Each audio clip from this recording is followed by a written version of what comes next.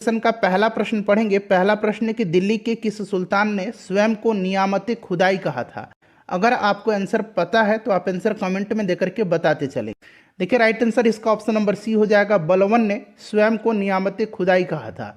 बलवन जो था यह गुलाम वंश का शासक था और बलवन जो था सुल्तान को पृथ्वी पर अल्लाह का प्रतिनिधि यानी कि नियामत खुदाई मानता था और बलवन के अनुसार सुल्तान का स्थान पैगंबर के बाद आता था। बलवन ने दीवान अर्ज, यहाँ मैं लिखता हूँ बलवन ने दीवान ए अर्ज नामक सैन्य विभाग का गठन किया था। इसको भी आप ध्यान रखेंगे। अच्छा, खुद को खलीफा किसने घोषित किया था? तो खुद को खलीफा घोषित किया था मुबारक खिलजी ने। इसको भी आप जरूर ध्यान रखिएगा। चलिए नेक्स्ट क्वेश्चन है कि निम्नलिखित में से मैथिली शरण गुप्त की रचना नहीं है। देखिए फ्रेंड्स, साकेत, भारत भारती, पंचवटी ये मैथिली शरण गुप्त जी की रचना है। पथिक जो है, पथिक राम नरेश त्रिपाठी जी की रचना है। तो पूछा गया कि मैथिली शरण गुप्त की रचना नहीं है तो पथिक हो जाएगा। नेक्स्ट क्वेश्चन है कि तंजौर के राजराजेश्वर शिव मंदिर का निर्माण किसने करवाया था।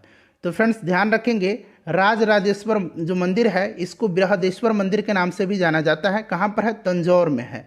और इसका निर्माण जो है चोल वंश के शासक राजराज प्रथम ने करवाया था। Option number A right answer हो जाएगा। चोल वंश का संस्थापक विजयालय था। देखिए यहाँ पर विजयालय दिया भी गया है। अगला प्रश्न है कि गुट निरपेक्ष आंदोलन का पहला शिखर सम्मेलन कब और कहाँ आयोजित किया गया था। ध्यान दीजिएगा, देखिए गुट निरपेक्षता की ओर पहला अहम कदम जो है बांडुंग सम्मेलन में वर्ष 1955 में उठाया गया था। बांडुंग सम्मेलन 1955 में उठाया गया था। इसको आप जरूर ध्यान रखेंगे। और गुट निरपेक्ष का पहला शिखर सम्मेलन जो है गुट निरपेक्ष आंदोलन का, यह 1961 में कहाँ पर हुआ था? तो बेलग्रेड में हुआ था। क्लियर। और इस सम्मेलन में उस समय भारत के जो प्रधानमंत्री थे पंडित जवाहरलाल नेहरू, उन्होंने हिस्सा लिया था। नेक्स्ट क्वेश्चन हमारा कि किरचॉफ का प्रथम नियम किस संरक्षण नियम से संबंधित है। तो किरचॉफ का जो प्रथम नियम है यह आवेश संरक्षण नियम से संबंधित है। आवेश संरक्षण हो जाएगा। वहीं अगर किरचॉफ का दूसरा नियम पूछता कि किससे संबंधित है तो दूसरा नियम जो है इनका ऊर्जा संरक्षण के नियम से संबंधित है। यहाँ देखिए ऊर्जा संरक्षण भी दिया गया है जो कि किरचॉफ के दूसरा नियम से संबंधित है। अगला प्रश्न हमारा, भूगोल शब्द का सर्वप्रथम प्रतिपादन किसने किया था। तो फ्रेंड्स ये किया था एराटोस्थेनीज ने। एराटोस्थेनीज जो था इसको भूगोल का जनक कहा जाता है और इसी ने सर्वप्रथम भूगोल शब्द का प्रतिपादन किया था। अच्छा, इतिहास का जनक किसको कहा जाता है? इतिहास का जनक, फादर ऑफ हिस्ट्री, आप कमेंट करके उनका नाम बताइएगा। चलिए नेक्स्ट क्वेश्चन है कि वायु के क्षैतिज संचलन से होने वाला ताप का स्थानांतरण क्या कहलाता है। वायु के क्षैतिज संचलन से होने वाला ताप का स्थानांतरण जो है यह संवहन कहलाता है। संवहन राइट आंसर हो जाएगा। नेक्स्ट क्वेश्चन है कि भारत का राष्ट्रीय चावल अनुसंधान संस्थान कहाँ पर अवस्थित है। तो देखिए राष्ट्रीय चावल अनुसंधान संस्थान जो है यह उड़ीसा के कटक में है। ठीक है, ध्यान रखेंगे। वहीं अगर आपसे पूछा जाता है कि अंतर्राष्ट्रीय चावल अनुसंधान केंद्र, ये तो राष्ट्रीय चावल अनुसंधान है जो कि कटक में है। अंतर्राष्ट्रीय चावल अनुसंधान संस्थान अगर पूछा जाएगा तो याद रखेंगे ये मनीला में है, फिलीपींस के मनीला में। ठीक है, चलिए नेक्स्ट क्वेश्चन हमारे कि अधिक जनसंख्या वाले देशों के समूह में से कौन सा अवरोही क्रम में सही, यानी कि सबसे ज़्यादा, फिर उससे कम, फिर उससे कम। तो सबसे ज़्यादा जो जनसंख्या का है वो भारत हो जाएगा पहले नंबर पर, दूसरे स्थान पर चीन हो जाएगा और तीसरे स्थान पर यूएसए हो जाएगा। तो option number D right answer हो जाएगा। जनसंख्या के मामले में भारत चीन को पछाड़ करके दुनिया का नंबर 1 देश बन गया है। ऑप्शन नंबर डी अब राइट आंसर हो जाएगा। नेक्स्ट क्वेश्चन है कि निम्न में से कौन सा मूल अधिकार आपातकाल के समय भी निलंबित नहीं हो सकता है। तो राइट आंसर इसका हो जाएगा जीवन की सुरक्षा का अधिकार। Option number B correct answer हो जाएगा। नेक्स्ट क्वेश्चन हमारा कि निम्न में से किस यूरोपीय जाति को इंडोनेशिया में प्रभुत्व जमाने में सफलता मिली थी। तो यह जो यूरोपीय जाति थी जिनको कि इंडोनेशिया में अपना प्रभुत्व जमाने का मौका मिला था, यह कौन थे? तो यह डच थे। Option number D right answer हो जाएगा डच। रामधारी सिंह दिनकर को ज्ञानपीठ पुरस्कार उनकी किस रचना पर मिला था। देखिए इनको ज्ञानपीठ पुरस्कार जो है फ्रेंड्स 1972 में दिया गया था इनकी रचना उर्वशी के लिए। तो right answer option number C हो जाएगा उर्वशी। नेक्स्ट क्वेश्चन हमारा है कि यदि किसी वस्तु का वेग 3 गुना बढ़ जाए तो इसकी गतिज ऊर्जा कितनी बढ़ जाएगी। गतिज ऊर्जा का फॉर्मूला आपको पता है फ्रेंड्स, क्या होता है, हाफ mv² होता है। यहाँ पर कह रहा है कि वेग इसका 3 गुना हो जाए, तो इस फॉर्मूला पे आप पुट करिएगा। यहाँ देखिए हाफ m और वेग जो है 3 गुना बढ़ जा रहा है, ठीक है। तो ये अब इसको सॉल्व करेंगे फर्दर, तो क्या हो जाएगा, हाफ m और 3 का स्क्वायर करेंगे तो 9 हो जाएगा, और v का स्क्वायर करेंगे तो v हो जाएगा। अब आपको कुछ नहीं करना, आपको क्या करना है, जब भी इस तरह के प्रश्न आप सॉल्व करेंगे, आप कोशिश करेंगे जो काइनेटिक एनर्जी का फॉर्मूला है उसको आप बाहर पुट आउट करें। तो यहाँ पर देखिए हाफ m 9v² है, तो 9 को बाहर निकालेंगे तो काइनेटिक एनर्जी का फॉर्मूला हाफ mv² बच जाएगा ना, तो 9 गुना हो जाएगा। इस तरह से आप आसानी से सॉल्व कर सकते हैं। नेक्स्ट क्वेश्चन है कि निम्न में से कौन सा अम्ल बनने से दूध कुछ देर में खट्टा हो जाता है, तो यह लैक्टिक एसिड है। अच्छा, टार्टरिक एसिड जो होता है यह इमली और अंगूर में पाया जाता है। एसेटिक एसिड किस में पाया जाता है, तो सिरका में पाया जाता है। अगला प्रश्न है कि कक्षीय सतह से, प्रश्न को ज़रा ध्यान से समझ करके आपको पढ़ना होगा। कक्षीय सतह से पृथ्वी के अक्ष का झुकाव कितना है, तो यह झुकाव जो है कक्षीय सतह से यह 66.5 डिग्री है। Option number A right answer हो जाएगा इसका। सिराजुद्दौला की हार किस युद्ध में हुई थी, देखिए सिराजुद्दौला की हार जो है यह पलासी युद्ध में हुई थी। बंगाल का नवाब सिराजुद्दौला पलासी युद्ध में जो है अंग्रेजों से हार गया था। यह युद्ध जो है 23 जून 1757 को हुआ था। 23 जून 1757 को पलासी का युद्ध हुआ था, और इसमें अंग्रेजी सेना का नेतृत्व जो है रॉबर्ट क्लाइव कर रहा था। इसको भी आप याद रखेंगे। चलिए नेक्स्ट क्वेश्चन हमारा कि दूरदृष्टि वाले आँख में, अब यहाँ पर ध्यान से सारे ऑप्शन को पढ़िएगा। दूरदृष्टि जो है इसमें जो क्या होता है कि जो प्रतिबिंब होता है ये रेटिना के पीछे बनता है। रेटिना के पीछे प्रकाश किरणें अभिसारित होती हैं, ठीक है। तो option number D right answer हो जाएगा। और दूरदृष्टि दृश्य में क्या होता है, दूर की वस्तुएं दिखाई देती है परंतु नज़दीक की वस्तुएं दिखाई नहीं देती है, और इसके निवारण के लिए जो है उत्तल लेंस का इस्तेमाल किया जाता है। वहीं अगर निकट दृष्टि पूछता तो अवतल लेंस का जो है उसमें इस्तेमाल किया जाता है। Option number D right answer हो जाएगा इसका। नेक्स्ट क्वेश्चन है, और फ्रेंड्स प्लीज़ वीडियो को लाइक किया करें, ज़्यादा से ज़्यादा शेयर करें। देखिए यूरेनियम का कौन सा आइसोटोप न्यूक्लियर रिएक्टर में होने वाली श्रृंखला प्रतिक्रिया को जारी रखने की क्षमता रखता है, तो यूरेनियम का जो यह आइसोटोप है यह यूरेनियम 235 है, जिसका इस्तेमाल किया जाता है न्यूक्लियर रिएक्टर में, ठीक है। नेक्स्ट क्वेश्चन है कि विटामिन के की कमी के परिणाम स्वरूप खालिस्तान दिया गया हो सकती है। विटामिन के का रासायनिक नाम क्या है, फिलोक्विनोन है, क्लियर।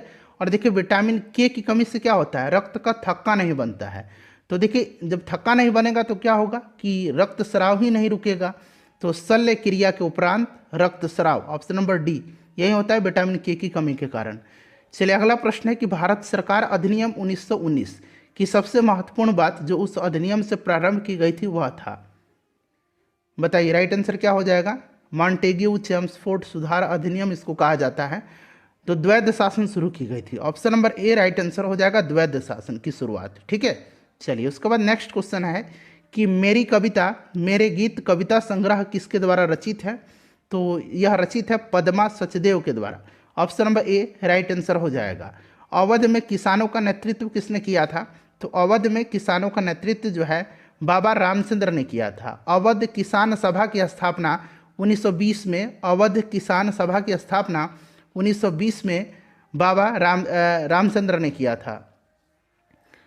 नेक्स्ट क्वेश्चन है हमारा कि संविधान के किस अनुच्छेद में देवनागरी लिपि में हिंदी को राजभाषा घोषित किया गया है।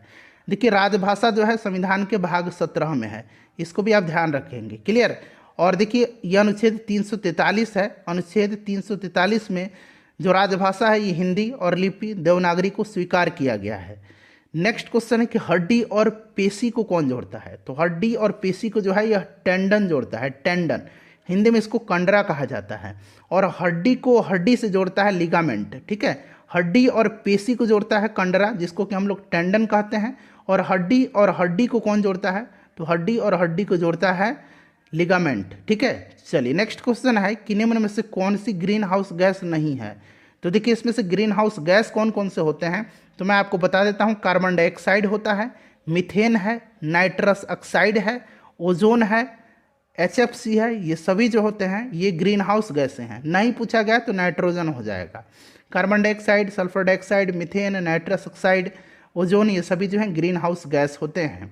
शुद्ध पानी का पीएच मान कितना होता है? 7 होता है। क्यों? क्योंकि उदासीन होता है। 7 पीएच मान जिस भी विलयन का होगा वह विलयन उदासीन होगा। खाने वाला जो नमक है, अगर पूछा जाए कि इसका पीएच मान कितना है, तो इसका भी पीएच मान 7 ही होता है खाने वाले नमक का। ठीक है, चलिए। और ब्लड का पीएच मान 7.4 याद रखेंगे। निम्न में से कौन सा हार्मोन आपातकाल का हार्मोन है? तो यह हार्मोन जो है इसका नाम है एड्रेनालिन। ठीक है, इसको जो है लड़ो और उड़ो हार्मोन के नाम से भी जाना जाता है। रुधिर परिसंचरण तंत्र की खोज जो है किसने किया था? रक्त परिसंचरण की खोज किया था विलियम हार्वे ने। विलियम हार्वे राइट आंसर हो जाएगा। पंचायती राज व्यवस्था कब संवैधानिक संस्था बनी थी? पंचायती राज व्यवस्था बनी थी 1993 में। 73वां संविधान संशोधन आपको याद होगा। ठीक है, इसी के तहत जो है पंचायती राज को संवैधानिक संस्था का दर्जा दिया गया था। और भारत में राष्ट्रीय पंचायती राज दिवस जो है यह प्रत्येक वर्ष 24 अप्रैल के दिन मनाया जाता है। नेक्स्ट क्वेश्चन है कि वंशानुगत रूपांतरण की इकाई क्या है? तो यह इकाई जो है यह जीन है, जीन कहलाती है। उसके बाद देखिएगा अगला प्रश्न कि भारतीय संविधान की अनुसूची 6 में किन किन राज्यों को शामिल किया गया है? टोटल 12 अनुसूची है। ठीक है, और 8वीं अनुसूची में भाषाओं का उल्लेख किया गया है। 22 भाषाओं का याद रखना है आपको, ये पूछा जाता है। और जो 6ठी अनुसूची है फ्रेंड्स, यह असम, मेघालय, त्रिपुरा और मिजोरम जनजातीय क्षेत्र जो है इनके उनके प्रशासन का उल्लेख किया गया है। असम, मेघालय, यहाँ पर देखिए असम, यहाँ असम, उसके बाद देखिए असम, मेघालय, त्रिपुरा और मिजोरम, ये वाला जो कॉम्बिनेशन है सही होगा। निकोलो कोंटी नामक इटालियन यात्री किसके शासनकाल में आया था? निकोलो कोंटी इटली का था और याद रखना है यह आया था देवराय प्रथम के शासनकाल में। ठीक है, अच्छा, कृष्णदेव राय के समय में कौन आया था? तो डोमिंग पायस और बारबोसा आए थे, इसको भी ध्यान रखना आपको। चलिए, बिहार का सर्वाधिक लिंगानुपात वाला जिला कौन सा है? सर्वाधिक लिंगानुपात जो है फ्रेंड्स यह गोपालगंज का है। गोपालगंज इसका राइट आंसर हो जाएगा, ध्यान रखेंगे। ठीक है, चलिए। और सर्वाधिक जनसंख्या वाला जिला पूछेगा तो ये पटना है। नेक्स्ट क्वेश्चन हमारा कि पृथ्वी दिवस कब मनाया जाता है? पृथ्वी दिवस जो है यह प्रत्येक वर्ष 22 अप्रैल के दिन मनाया जाता है। जल दिवस जो है 22 मार्च के दिन मनाया जाता है। ठीक है, इसको भी ध्यान रखेंगे। जैव विविधता दिवस 22 मई के दिन मनाया जाता है। चलिए, नेक्स्ट क्वेश्चन है हमारा कि धातु जब अम्ल से अभिक्रिया करता है तो कौन सा गैस उत्पन्न होता है? यह ऑलरेडी मैंने आपको कई बार बताया हुआ है। धातु जब अम्ल से प्रतिक्रिया करेगा तो हाइड्रोजन गैस मुक्त करेगा। नेक्स्ट क्वेश्चन है भारतीय संविधान के निम्नलिखित अनुच्छेदों में से कौन सा अनुच्छेद राज्य की सरकारों को ग्राम पंचायतों को संगठित करने का निर्देश देता है? तो यह जो अनुच्छेद है यह राज्य की नीति निर्देशक सिद्धांत के अंतर्गत आता है, अनुच्छेद 40। ठीक है, याद रखेंगे। अनुच्छेद 51 जो है यह अंतर्राष्ट्रीय शांति और उसकी अभिवृद्धि से संबंधित है। क्लियर? चलिए, अनुच्छेद 32 जो है संवैधानिक उपचारों का अधिकार है। नेक्स्ट क्वेश्चन हमारे कि निम्नलिखित में से कौन महाद्वीप क्षेत्रफल के अनुसार सबसे बड़ा है? तो क्षेत्रफल के अनुसार भी और जनसंख्या के अनुसार भी, यह जो है राइट आंसर इसमें से आपको निम्नलिखित बताना है। तो निम्नलिखित क्षेत्रफल के अनुसार से इसमें से चुन करके बताना है। वैसे अगर निम्नलिखित नहीं पूछता, सीधे पूछता कि कौन सा महाद्वीप क्षेत्रफल के अनुसार सबसे बड़ा है, तो यह एशिया हो जाता। इसमें से आपको बताना है, तो इसका आंसर आपको देना है। इतना तो बेसिक जानकारी आपके पास होगी ही। इसका आंसर आप कमेंट करके बताइए कि इनमें से ये चारों जो महादेश दिए गए हैं इनमें से सबसे बड़ा कौन सा है। बिहार में लोकसभा में सांसदों की संख्या यानी कि लोकसभा सीट की संख्या पूछा जा रहा है, तो ये 40 है। राज्यसभा पूछा जाता तो 16 हो जाता, विधानसभा पूछा जाता तो 243 हो जाता, विधान परिषद पूछा जाता तो 75 हो जाता। चलिए, अगला प्रश्न करेंगे कि राज्यसभा को भंग करने का अधिकार किसे प्राप्त है? बहुत ही ट्रिकी प्रश्न है, ध्यान से इसको देखना है। देखिए, राज्यसभा जो है यह एक अस्थायी सदन है, इसको भंग नहीं किया जा सकता है। तो उपरोक्त में से कोई नहीं इसका राइट आंसर हो जाएगा। राज्यसभा के जो सदस्य होते हैं इनका कार्यकाल 6 वर्ष का होता है, और राज्यसभा का जो सभापति होता है ये भारत के उपराष्ट्रपति होते हैं। इन सभी पॉइंट्स को ध्यान रखना आपको। बिहार के प्रसिद्ध संत सरफुद्दीन मनेरी का संबंध सूफियों के किस संप्रदाय से था? तो ये सरफुद्दीन मनेरी जो थे ये फिरदौसी सिलसिले से थे। फिरदौसी राइट आंसर हो जाएगा। नेक्स्ट क्वेश्चन कर लेंगे कि यदि किसी राज्य की विधानसभा का अध्यक्ष पद त्यागना चाहे तो उसे अपना त्यागपत्र देना चाहिए। तो देखिए, विधानसभा का जो अध्यक्ष होता है यह अपना त्यागपत्र उपाध्यक्ष को देता है विधानसभा के, और उपाध्यक्ष जो है ये त्यागपत्र देता है विधानसभा के अध्यक्ष को। तो दोनों एक दूसरे को अपना त्यागपत्र देते हैं, इस बात को आपको ध्यान रखना है, ठीक है। चलिए नेक्स्ट क्वेश्चन हमारा कि मंत्रिपरिषद उत्तरदायी होती है।